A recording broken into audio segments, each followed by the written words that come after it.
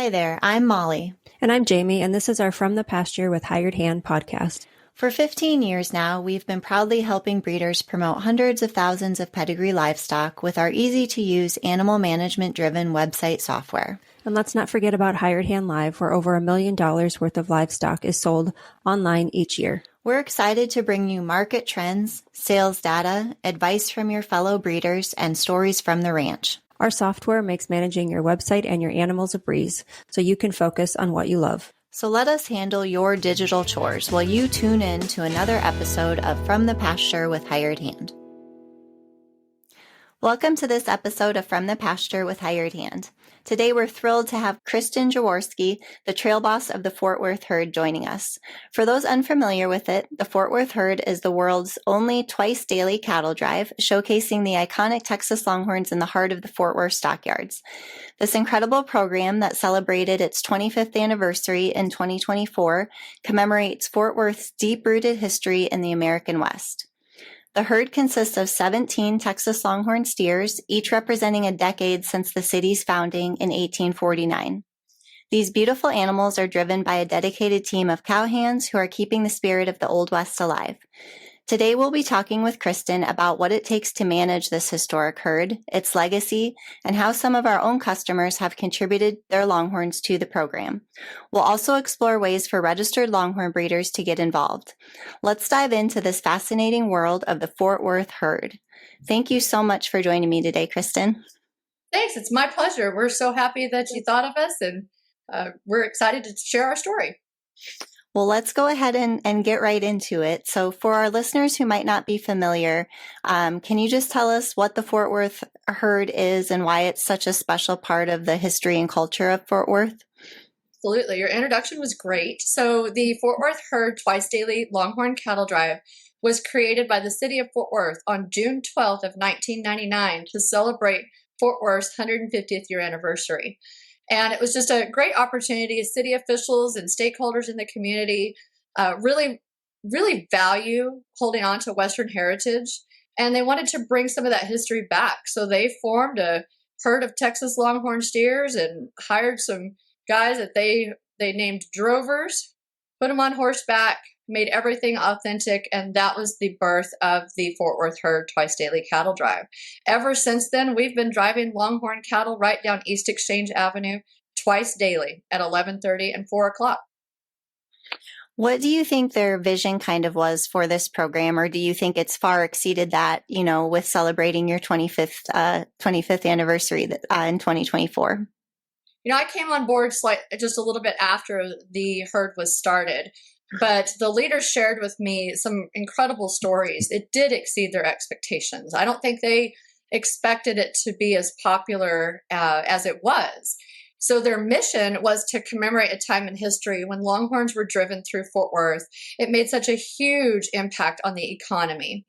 And in sharing that story of where those roots in Fort Worth actually came from and the impact that made, not just on agriculture, but to showcase the Texas Longhorn, the horse, the utility of the horse, and the American cowboy. It was a mission of theirs to educate people.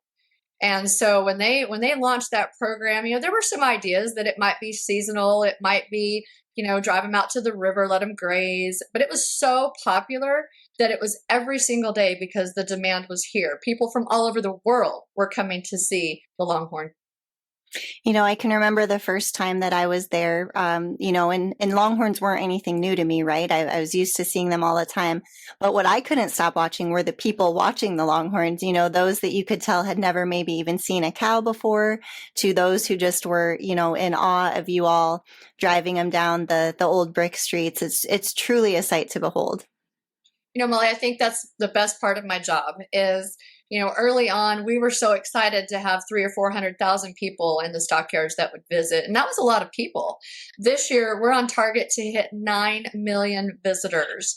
That's a lot of first-time introductions to the horse and the Texas Longhorn. And so I completely understand, even though I see them every single day, I'm fascinated that we're able to drive them down the street for so many people. And their reactions, it just warms your heart. So how do you think that huge number of visitors and watchers, how do you think that plays into preserving the legacy and the history of Longhorns, as well as what the Fort Worth herd overall is doing? I think it's more important now than ever, because technology is changing so much, and just the world and the culture in general. You see Western heritage being represented in different disciplines, whether it be rodeo, cutting, reining, the English jumping world, whatever that is that somebody is interested in. Television has certainly helped. I remember when we first started the herd, everybody had seen the John Wayne movies and they thought that's what this was going to be like. Now everybody's watching Yellowstone and they think that that's what cowboys are like. And there's a certain part of that that has really helped the industry. And I think it's opened the door for us to continue to really showcase agriculture. Well, those of us that know that it's not exactly like how Yellowstone portrays it, one thing I picked up on that you mentioned at first with that first question is this probably is truly a dream job for a lot of those drovers and a lot of the folks, yourself included, involved with this, probably can't think of a better thing to do day in and day out than drive the cattle down those historic streets. I think we're pretty fortunate. I do think that it requires passion. You have to appreciate Western heritage. You have to, there's a lot of people that ride horses, a lot of people that work cattle. But so far, including myself, none of us have ever driven longhorns down the middle of a city street for a living. And that is what makes this program so unique, is because our team is basically built of this group of folks that would have such diverse backgrounds, but they all have to know how to ride a horse and have to be somewhat familiar with cattle, because the longhorn is very different than some beef breeds, as you well know. And then we're in an environment that's very, what I would call unorthodox. It's very different. It's not like anything. Nobody's raising cattle in the middle of the city like this. Well, how do you think that the herd fits into the overall experience visitors have to Fort Worth? Are there any regular events or interactions aside from the daily, trail drive that people can expect? I think that's a very good question. When you're planning your visit to Fort Worth, we are ambassadors for the city. So our mission and our goal when we come in, one-on-one contact and a conversation with a visitor is we want them, of course, to see the cattle drive. But after that cattle drive, we want them to engage in our museums, retail, the culinary scene. We want to push them into other parts of the city where the museums are just impeccable. We have a world-class zoo. There's so many things to offer here in Fort Worth, not just in the stockyards, but just in the city in general. And so our job is to basically be a visitor center on horseback. And anything you want to know, we're happy to answer the best of our ability. How do you keep the public engaged and informed about the importance of Texas Longhorns and Texas history? So we have an educational element that's part of the program. We call it the herd experience. And so we might just be doing our normal daily duties. It could be feeding the steers, cleaning, watering, exercising, working the cattle. Everything is very low stress. And I think that's a teachable moment to teach people how to properly handle cattle, whether it be the Texas Longhorn or another breed. And that education really comes every single day. When we're doing our normal job, we are in the public eye. So because it is so high profile, there's all these opportunities to teach people about the breed. And you just never know who you're talking to. It might be somebody that's stepping into the industry that has a little bit of curiosity. And our job is to make those contacts with breeders to get them started. Well, let's switch gears and talk a little bit specifically about your role with the herd. So what can you share, about your journey becoming the trail boss and how you got started and what keeps you passionate? Well, sure. Trail boss itself is a very unique title. It usually takes quite a bit of explaining. I did not grow up thinking that I would be in this role. I recently was visiting with some state FFA officers at the collegiate level, and they asked, was this your goal? Absolutely not. I, went to college, thought I was going to do something different. And I think my passion has always been with livestock, but on a very small scale, just not really, had a grasp on what it really took. And early on, I learned to listen to mentors, whether it be professors or, leaders, other people that had just done a whole lot more than I had. And their advice was really challenging. It was find what you're good at, what you can exceed at, but also what you care about. Because if you care about it, you'll do a better job. And this position brought me a little bit of everything that I love. I love tourism. I just am fascinated by the visitor experience. I love being a visitor in different destinations. This job acts as a perfect destination marketing tool for the city. So we're marketing, we're working in tourism, and we're using horses and cattle to do that. But the most important part of this job that I love the most is the leadership aspect. If I can make a difference, even if it's 1% a day or to, anybody on the team, if they can teach me and I can teach them, I think we're better people. I think we're better stewards of the industry, but then also, at home with our families and just better people overall. So I love leading a team. I have an incredible team. Without them, that twice daily cattle drive wouldn't happen.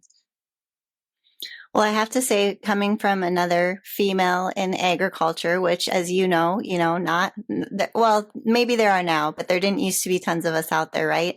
I think it's really empowering to see specifically a female trail boss, because I would imagine that could have gone a lot of different ways. And maybe, a lot of the visitors are expecting to see, a man in that role. So I think it's awesome. And that you've found a way, like you said, to kind of combine all your passions. Well, thank you for recognizing that. I try not to act or treat myself as if I'm different. And, it has had its challenges, I will say. And most of those challenges were just, people had different expectations. And then when they realized that this job, regardless of if it's male or female, we do the same work. I might not be as physically strong as some of the guys, and they recognize that. But they're very respectful, and the team over the years has just really helped me grow as an individual. And I think that's really special. Of course, just like any job, it has its challenges, whether it be personnel or budget or livestock or, just day-to-day operations and logistics. But I don't know, those challenges, I guess, are what pushed me through. Well, speaking of the day-to-day, walk me through a typical day in the life of the herd and what you do. Sure. We start early just like everybody who has livestock does. And we're feeding horses and we're cleaning stalls and we're picking up every piece of manure on the property and making sure that it is a good fit in the stockyards. We're saddling and grooming horses. We're exercising those horses. Horsemanship skills are paramount because safety is going to be the most important thing here. We work very closely with the Certified Horsemanship Association. Myself, I am a certifier and a riding instructor. We also have what's called an equine facility manager certification and site accreditation. That's a conversation for another time, but that gives us some credibility that we do what we say we're going to do. It's not just a bunch of policies written on a wall. We actually operate that way. And I'm real proud of that. So we're real focused on the horsemanship side of things so that we can exercise the cattle, prepare them for the cattle drive. I like to say there's 7.5 hours of chores to do a 30-minute program, right? The show must go on at 11:30 and 4, but the behind the scenes is an awful lot of work. And it might be repairing fences or replacing a tire on the tractor or putting out hay. All of that happens on a daily basis. The most exciting part of the day is the public interaction, the public interface, is being able to tell our story and answer questions from people that are curious. Well, had you been around longhorns prior to this role? Or if not, can you kind of tell me about the first moment that you kind of made that, probably special connection to I'm sure you have a favorite, which we'll talk about in a little bit, but to the first longhorn there? Yeah, absolutely. I was raised around horses and mules and cattle on a very small scale. And they were beef, they were Hereford and totally different than the Texas Longhorn. My sister first introduced me to the Texas Longhorn. She ran the show circuit for a little while and was involved. But I still didn't pay that much attention. It wasn't something I knew I was going to pursue. And I think my education has came from being here on the job. And even just, early on, over 22, 23 years ago, I had to learn that these longhorns were very different than what you might have in a pasture at home, that this was a different environment and that they had to be handled very quietly, very, very calm. That is exactly how you would handle them in a pasture, but our space is just limited and it does pose some challenges. So I think learning over the years, our longhorns have certainly changed. They're a lot bigger now than they used to be. And watching that growth has taught me a lot. I learned the most from breeders and, specialized longhorn handlers is what I would like to refer them to. I like to refer to them as, because they've taught me everything is different, from the trailer to the chute to how, you just can't crowd them. And you do have to manage them a little bit different. And of course, we've got that figured out now, but we constantly are working on our cattle handling. Are there any skills or lessons from working with the longhorns daily that you find yourself kind of applying to your life outside of work?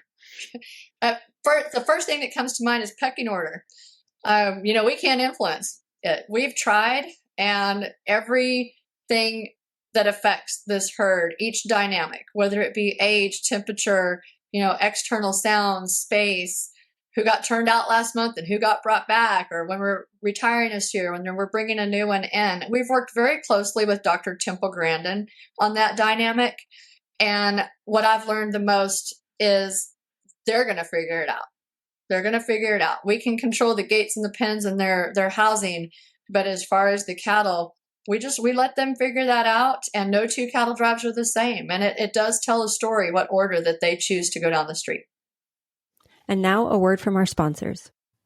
Looking for top quality longhorns and a taste of true Texas spirit? Look no further than Cantera Cattle Company.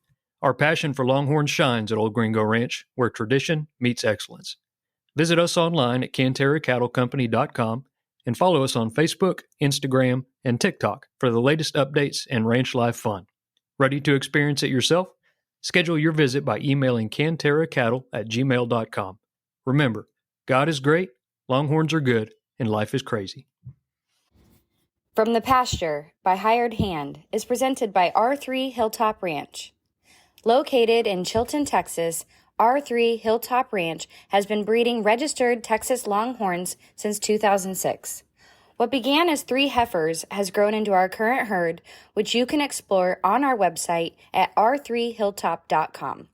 We're passionate about loud colors, longhorns, and docile temperaments, but it's the easy-keeping, low-maintenance traits of Texas Longhorns that initially attracted us and continue to drive our herd growth.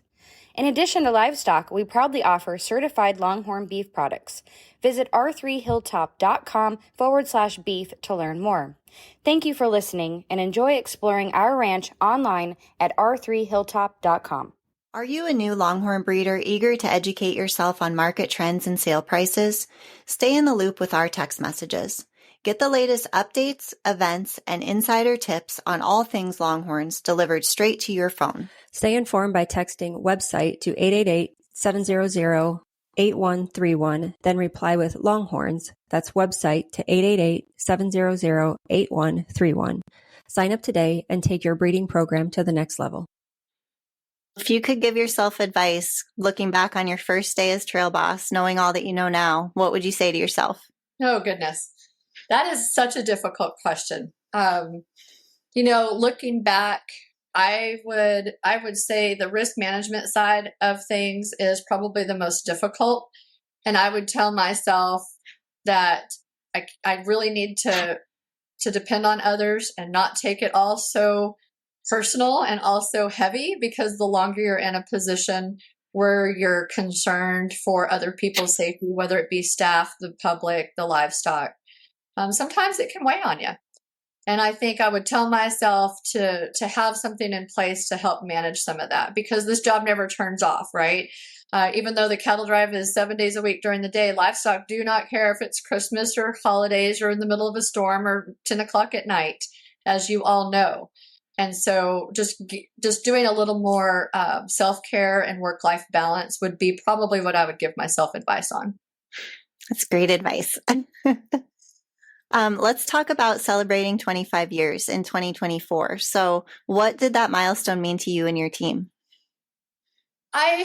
It's hard to even think about that we're 25 years old. So much has happened over the years. And what's really special about that milestone is how the city embraces it, and how when the city started the Fort Worth herd and then passed it over to Visit Fort Worth to manage it, there is a nonprofit support group called Friends of the Fort Worth Herd. And that is a group of volunteers from all over the city that embrace what we do, celebrate what we do, and then help support that financially through fundraising efforts. And our 25th year anniversary really opened the door for that to expand. And I think what I recognized is there's a lot of love for the herd program, for the longhorns, for the drovers, for the horses, and what we do.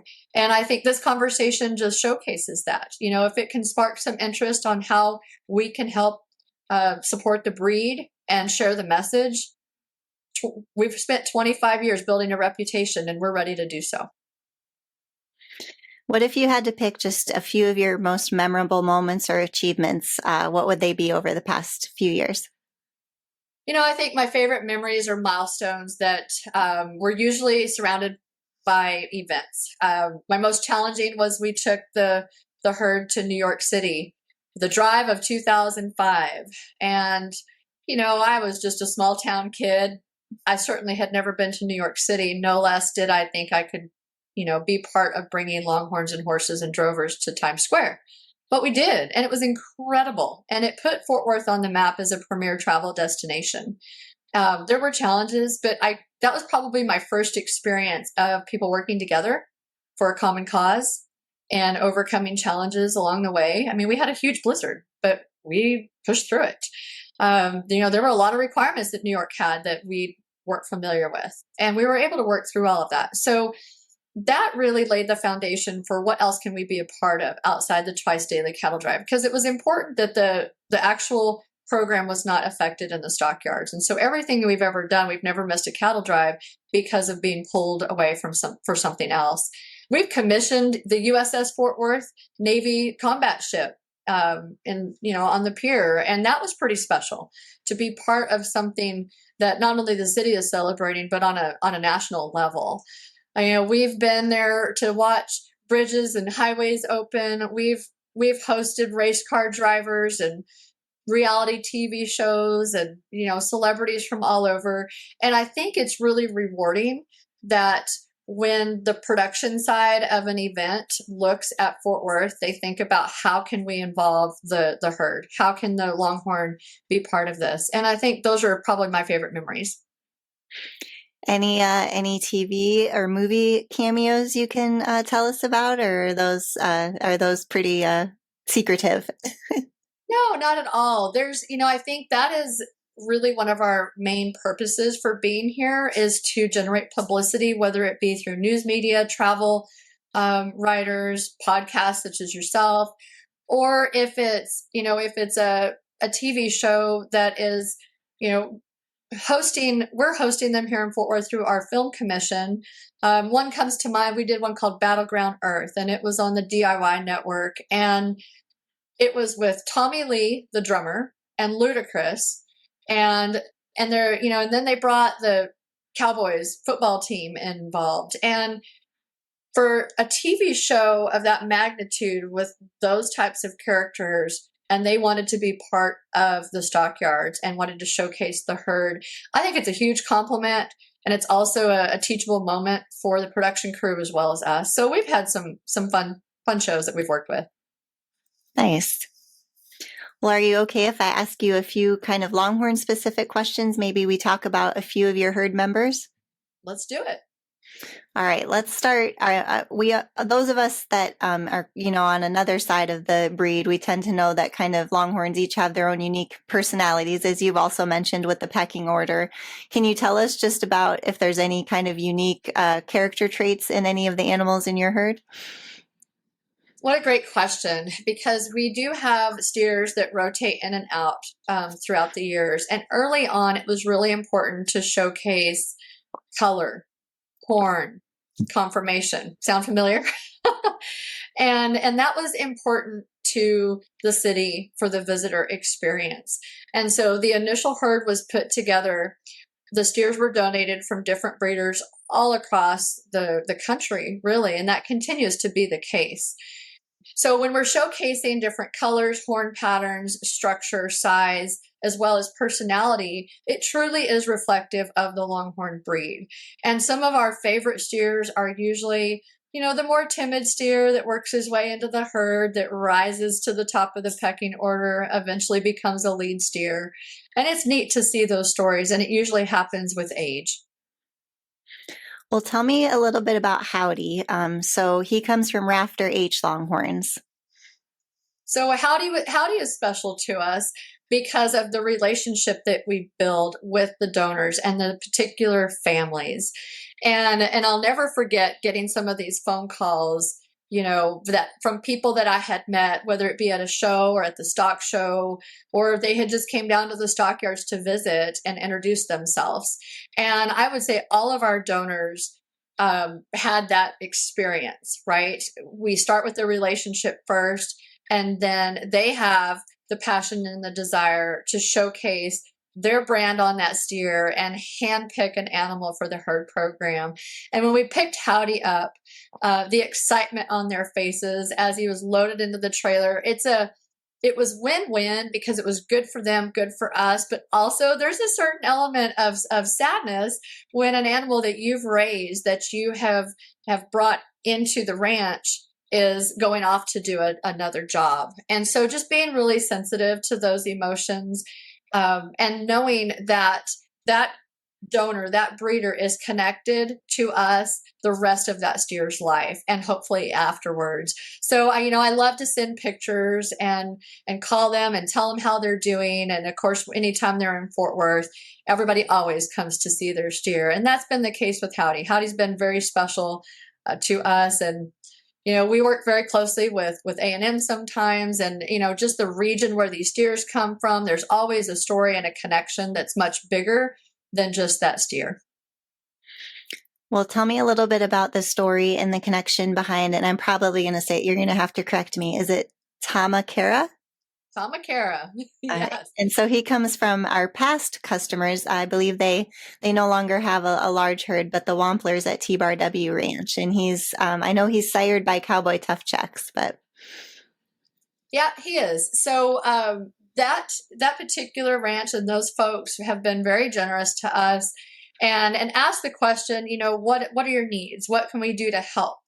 And at that time, we had an opportunity to bless the herd with the Comanche tribe. And we had never done anything like that before.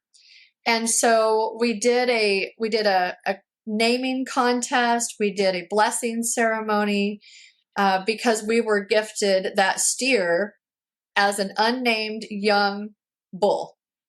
And so we were able to take him in and transition him from Pasture to the herd program and really showcase him in that celebration. And I'll never forget, it was also during the time where Fort Worth was hosting the National Finals Rodeo, and we were, a little confused with COVID and just not sure what to do. And Tamakera was our celebrity.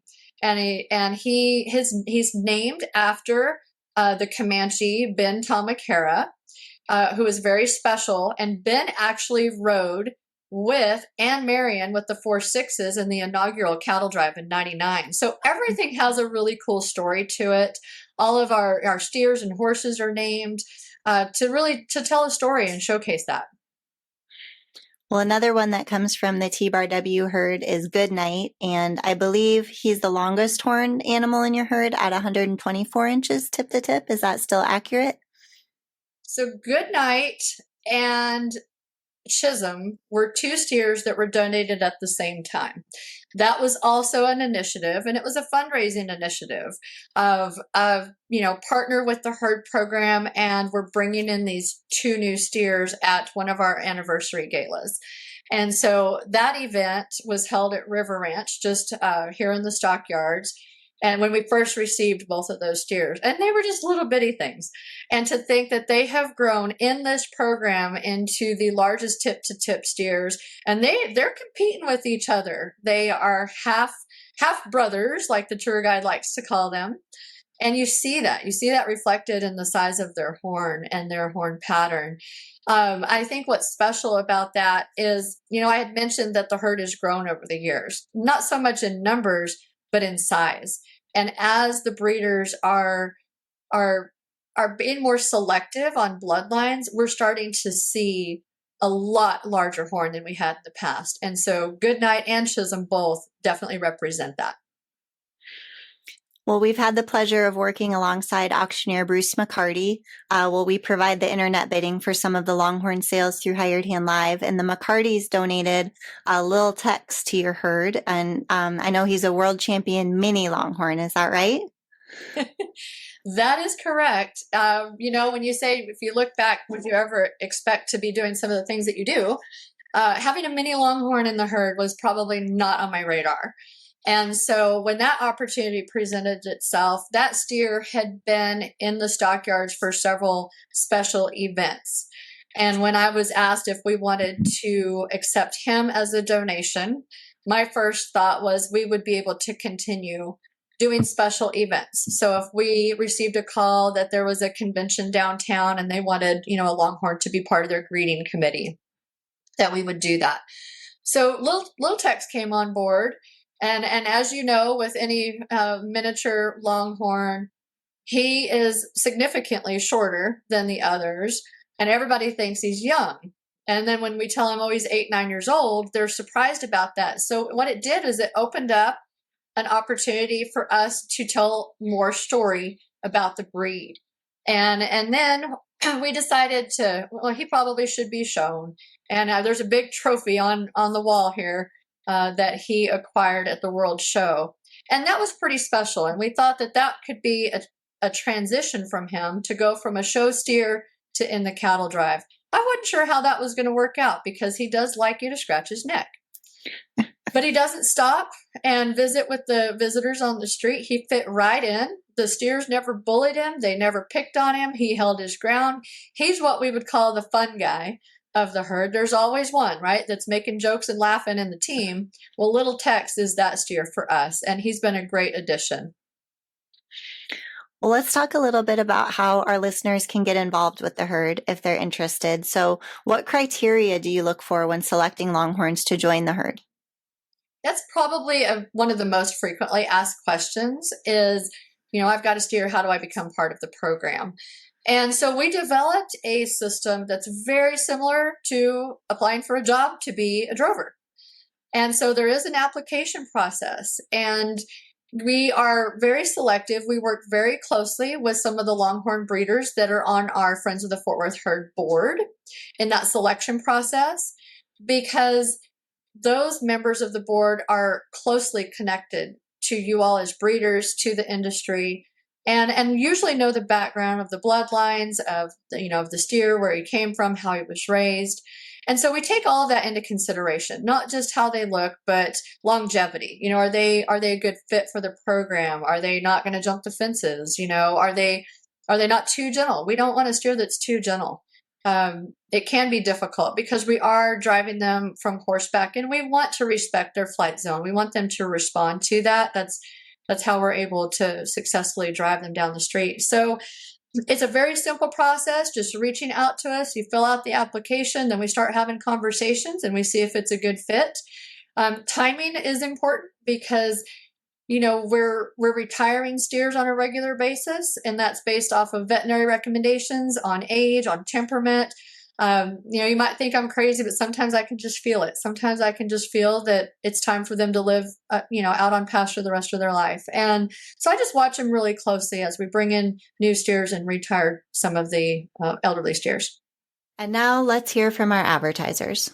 Do you sometimes feel like you're the only one who doesn't have it all figured out? Rural life can be isolating, but it doesn't have to be. Welcome to Ag's Most Okayest Farm Girls, the podcast for women who are craving connection, laughter, solidarity, camaraderie, and just overall encouragement in your everyday life and dreams. Each week, your hosts, Annalise, that's me, and Courtney will cover topics such as farm life, mom life, making money online, side hustles, hobbies, sharing on social media, jobs off the farm, and so much more. Us rural gals need to stick together, so saddle up for some fun, real, and unsolicited advice and stories from our everyday farm lives. Grab a drink. We're Ag's most okayest farm girls, and we're here to help. Listen wherever you find podcasts. Planning a live auction and want to reach more buyers? Hired Hand Live brings the power of the internet to your event, allowing bidders from anywhere to participate in real time. We specialize in integrating online bidding seamlessly with your live auction, ensuring that no one misses out. Your livestock plus our technical expertise equals one successful auction. Let Hired Hand Live help you expand your reach and maximize your results. Visit hiredhandlive.com to learn more. Hey, if you love From the Pasture with Hired Hand, why not go check out my podcast, The Big Iron Podcast with Andrew Shigori, where we dive into the world of registered Texas Longhorns and what it means to be an agriculture entrepreneur in the modern world, with a little southern flair, of course. Find The Big Iron Podcast wherever you get your podcasts. So other than the traits that you listed that are obviously important for being part of a daily drive, do you try to diversify the herd in terms of like, oh, we don't have this hide type, or we don't have this horn set, or we haven't added these bloodlines? Is that some of what you consider as well when bringing in new animals?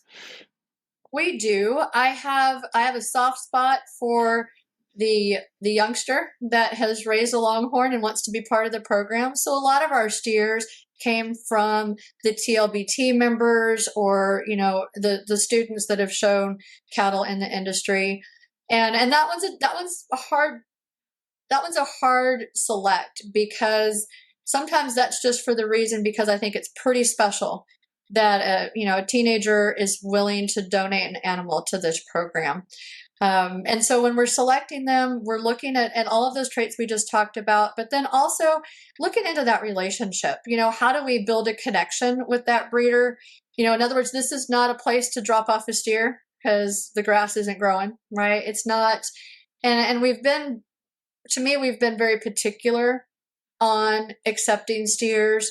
And there might be a breeder that's willing to wait, 3 to 5 years, or they've got one in mind and they know that steer needs to mature a little bit more before they come on board. So we're very interested in having those conversations.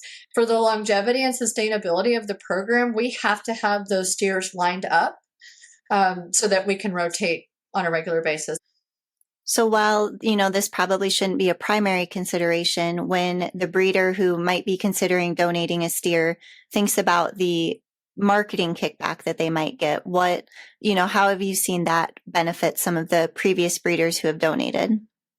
So most breeders who have donated over the years are doing that because they are so proud that their bloodline, that their brand is walking up and down Exchange Avenue twice a day. And they're able to tell that story with their colleagues and their partners and their relationships. We have trading cards for each steer, which showcases the ranch and the location of where that steer comes from. And just like we're doing right now, right? We're telling the story about where these steers came from. And I think that's what's been the most important thing for the donors. We do have a partnership program that is more monetary donation that allows, corporations or individuals or ranches to showcase the marketing side of their business. And so that's really taken off and launching quite a bit, because I think the more we get out front of those 9 million people and tell that story, yes, the cattle drive's fascinating. It is so impressive that they can stand on the sidewalk and see that. But we have to make sure that we're telling that story and communicating why it's here and where these steers came from. Do you all ever accept steers from outside of the state? We do. We've had steers from Florida, from Arizona, from Oklahoma, from Illinois. The list goes on. Washington State. So I think that's important to show that the Texas Longhorn breed is not only in Texas. And anytime that we're sharing the story of where these steers came from, there is always 100% chance that somebody on the avenue is from that state. And they feel closely connected to that particular steer just because he's from the same location or same region that they are. And I think that is really special. I mean, think about the breeder that lives in Illinois who says, I want to be part of the herd program, and gets that critter here where we're able to showcase that steer. That's passion. That's hard. Well, aside from filling out the form and possibly having to be a little bit patient, what other advice would you give to breeders who want to get more involved with the herd, whether it be through donations or the donation of through monetary donations or the donation of an animal? Because we are a nonprofit, we're constantly working on sustaining the program. The humane and animal treatment of both the steers and the horses is right there at the top of the list, because after all, that ensures their safety. And in order to do that in a district that's growing this much, it's really important that we have community support, whether it's from our local community, our Longhorn community, and those breeders in the industry have a voice. And so being involved, it could be a volunteer, it could be a spokesperson, an ambassador, monetary, physical donation, in-kind donation, whatever that looks like. What's so great about being able to contribute and support the program is we can customize it. We're a fairly small unit. So Visit Fort Worth is ready to help support that anytime it comes our way. Our board of directors are super supportive to make sure that the needs are met on the other side when someone is interested in being part of the program. And is all of that information on the different avenues for support available on your website? Is there an email address that folks can reach out to learn more? It is available on our website, which is fortworthherd.com. We also have the normal social media channels, and our administrative staff receives those requests through an email. It's fairly simple to remember. It's the herd, THEHERD, the herd at fortworth.com. And so, or picking up the phone and calling one of us. We certainly don't mind. Come see us, have a conversation with one of the drovers, and almost all of our contacts are made through the team. Well, let's look ahead to the future. What are your hopes for the Fort Worth herd? How do you envision your herd changing over the next 25 years? So we're in a pivotal moment in the district where the developer that I'm sure you all are maybe familiar with have done such a great job showcasing Mule Alley, Hotel Drover, Exchange Avenue. As development continues on West Exchange, the face of the stockyards is becoming more popular. So we are at a crossroads where we have an opportunity to really have more interaction with the visitor as we design a new facility for the Longhorns, new facility for the horses. That project is called Phase 2 for the Majestic Heritage Partnership, whose property we reside on. I think it's important that they have embraced the herd for over 25 years, and they obviously are continuing to do so. So just working with breeders and specialists in the industry on what does that facility look like? What is best for the animal's health, as well as the marketing side of this program, and how do we sustain that over the next 5, 10, 15, 20 years? What does that look like? Everybody always wants to see more cattle in the herd, but more cattle means more space, right? More resources, more hay. So we just have to have those conversations and see what that looks like. I know that our route is very important, so we're also looking at expanding that route so that we can better offer that experience to a larger number of people. Well, I know I've learned a lot today, and I feel like I asked a lot of the questions that we had planned to cover, but is there anything I haven't asked that you feel is important that you would like our listeners to know? You have done an excellent job forming these questions for me, and I sure appreciate that. I think that, it's important to know the visitor certainly cares about these animals and how they're treated, and the donor does too. So when an animal is donated to the program, I think it's important to just talk about their care and their treatment and their job, what their job looks like. We rotate cattle on pasture constantly, so they get a break from the city. And when they retire, they go out to pasture and live the rest of their life on pasture. And that's an important answer, especially to our visitor, because they always want to know where they go afterwards. There's an opportunity for them to go back to their donor. And I think that's important too, because that person, again, has built a lifelong relationship with us. So I appreciate all of your questions and giving me the opportunity to share that story. Well, thank you so much for joining us on this special episode of From the Pasture with Hired Hand. It's been a pleasure learning from Kristin Jaworski about the history, care, and dedication behind the Fort Worth herd. We hope today's conversation has given our listeners insight into the incredible legacy of these Texas Longhorns and inspired them to think about ways to support or get involved with the herd, whether through contributions or just taking a visit to the stockyards. To learn more about the Fort Worth herd, as Kristin said, you can visit their website or follow them on social media to stay connected with this living piece of the Old West. And until next time, take a moment to appreciate the pastures you roam and the traditions that keep them alive. Imagine updating your website and managing your animals at the same time without needing tech experience. With Hired Hand software, it's that easy. Our user-friendly platform is designed specifically for breeders, allowing you to keep your site fresh and your animal records up to date in just a few clicks. Let us simplify your digital chores while you focus on what you do best. Visit hiredhandsoftware.com and see just how easy it can be.